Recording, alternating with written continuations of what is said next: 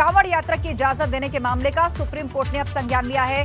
Justice फली नरीमन की bench ने मामले में स्वतः संज्ञान लिया है। सुप्रीम कोर्ट ने यूपी सरकार, केंद्र सरकार को नोटिस जारी किया है। सुप्रीम कोर्ट में मामले की सुनवाई अब 16 जुलाई को होगी।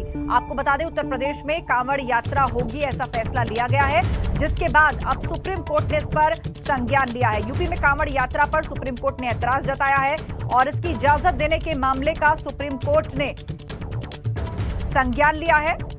सुयो मोटो कॉग्निजेंस सुप्रीम कोर्ट द्वारा लिया गया और यूपी सरकार और केंद्र सरकार को सुप्रीम कोर्ट ने नोटिस भेजा है। 16 जुलाई को अब मामले की अगली सुनवाई होगी।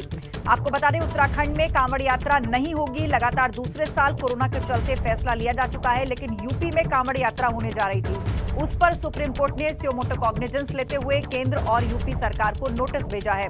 जस्टिस फली नरीमन की बेंच ने स्वतः संज्ञान पूरे मामले का लिया और नोटिस जारी किया। अविनाश, कोई कमेंट भी किया है क्या कोर्ट ने?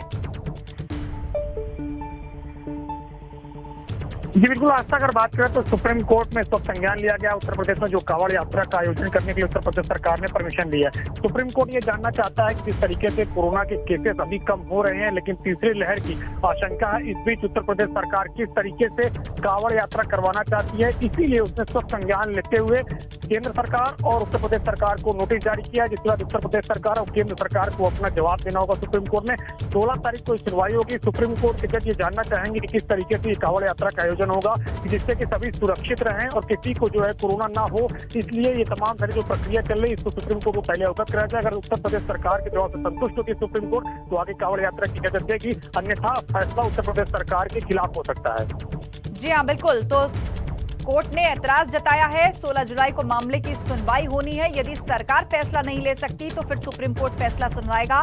और जिस तरह कोर्ट ने स्वतः संज्ञान लेते हुए इस पर ऐतराज जाहिर किया है, कहा यह जा रहा है कि हो सकता है कि राज्य सरकार के खिलाफ भी कोर्ट कोई फैसला दे। जानकारी के लिए शुक्रिया अविनाश आपका।